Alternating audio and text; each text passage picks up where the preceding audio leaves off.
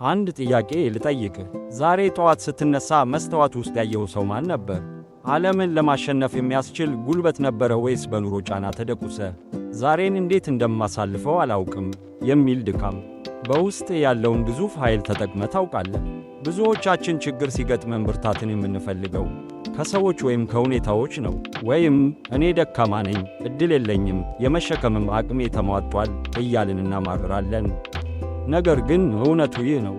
አንተ ውስጥ አሁንም ድረስ ያላለቀ ማንም ያልነካውና በገንዘብ የማይገዛ ትልቅ የኃይል ማከማቻ አለ።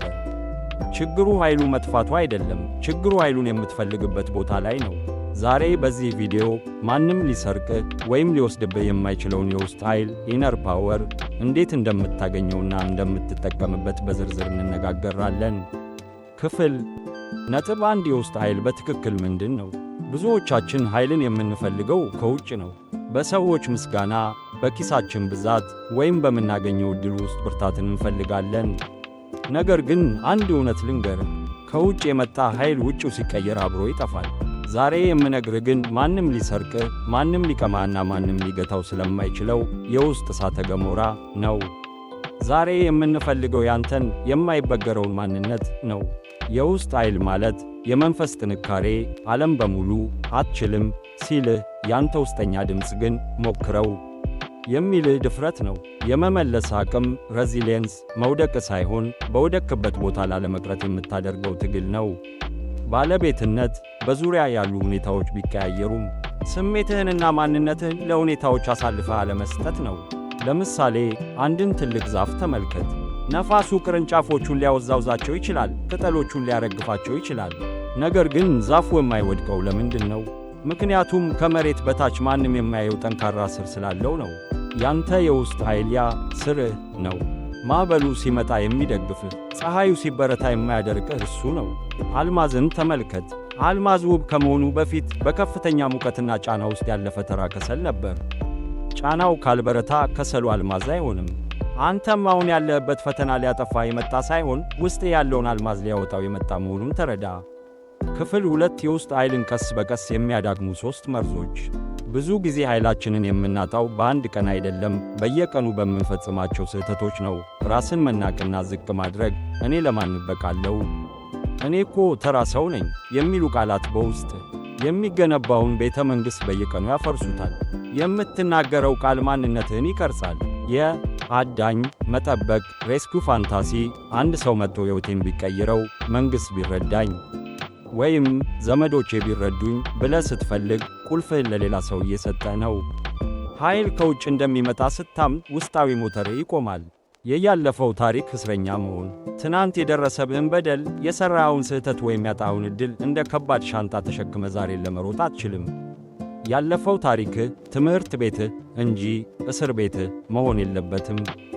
ክፍል 3 የውስጥ ኃይልህን እንዴት መልሰህ ታነሳለህ? አሁን ኃይሉን ለማንቃት እነዚህን 3 ቁልፎች ተጠቀም። ጽኑ እምነት ይኑርህ። መጀመሪያ እችላለሁ ብለህ ማመን አለብህ። እምነት ማለት ገና ያልታየውን ነገር እንደተጨበጠ አድርጎ ማየት ነው። በራስህ ላይ እምነት ስታጣ ኃይልህ ተኝቶ ይኖራል። ትናንሽ ድሎችን አክብር። ትልቅ ኃይል የሚገነባው ከትናንሽ ድሎች ነው። ዛሬ ጠዋት በሰዓትህ መነሳትህ ድል ነው። የጀመርከውን ትንሽ ሥራ መጨረስ ድል ነው። እነዚህን ስታከብር አእምሮ እኔ አሸናፊ ነኝ የሚል መልእክት ይደርሰዋል። ኃይልህም ያድጋል። በተግባር ተለማመደው። ኃይል እንደ ጡንቻ ነው፣ ካልሠራህበት ይጠፋል። የምትፈራውን ነገር ፊት ለፊት ተጋፈጠው። አንድ እርምጃ ወደፊት በሄድ ቁጥር አዲስ የጥንካሬ ምንጭ ይከፈትልሃል። ኃይል የሚመጣው በማሰብ ብቻ ሳይሆን በመሞከር ነው። ክፍል 4 አስተማሪ ታሪክ። አንድ ሁል ጊዜ በራሱ የሚጠራጠርና እኔ ደካማ ነኝ የሚል ሰው ነበር። አንድ ቀን ወደ አንዲት አረጋዊት ዘንድ ሄዶ ድካሜን እንዴት ላሸንፍ ብሎ ጠየቃቸው። እሳቸውም እንዲህ አሉት፣ እስኪ ወደ ኋላ ዞር ብለህ ተመልከት። ያን ሁሉ ዓመት እንዴት አለፍከው? ያን ሁሉ የልብ ስብራት፣ ያን ሁሉ የገንዘብ እጥረት፣ ያን ሁሉ ብቸኝነት እንዴት ተወጣኸው? ሰውየውም በሆነ ተአምር አለፍኩት አላቸው። እሳቸውም ፈገግ ብለው ያ ተአምር አንተ ውስጥ ያለው ኃይል ነው። እስካሁን ላቆመ ኃይል ዕውቅና ስላልሰጠኸው እንጂ አንተ ደካማ ብትሆን ኖሮ ዛሬ እዚህ አትቆምም ነበር አሉት። በዚያች ቅጽበት ሰውየው ኃይል ማለት አዲስ የሚገዛ ነገር ሳይሆን አስቀድሞ በውስጡ ያለና ትኩረት የሚፈልግ መሆኑን ተረዳ። ወዳጄ ዛሬ ይህንን ቪዲዮ የምታየው በምክንያት ነው። ምናልባት ኃይልህ ተኝቶ ይሆናል፣ ግን አልሞተም። አሁን እንድትነቃ ይፈልጋል። ዛሬ አንድ ውሳኔ ወስን። የተግባር ጥሪ። ዛሬ የምትፈራውን አንድ ትንሽ ነገር ብቻ አድርግ። አጋራ። ይህ ብርታት የሚያስፈልገው አንድ ሰው ይኖራል፣ ለሱ ላክለት። ቤተሰቡን እንዲህ ያሉ ይዘቶች እንዲደርሱ ሰብስክራይብ አድርግ። ኮሜንት፣ ራስህን ቃል ግባና በኮሜንት ላይ ኃይሌን አውቃለሁ እጠቀማለሁ ብለህ ጻፍ። አትዘንጋ። ዓለም ካንተ የሚጠብቀው የእጅን ሳይሆን የውስጥህን ብርታት ነው። ኃይልህ ከውጭ አይመጣም፣ ከውስጥ ይፈልቃል።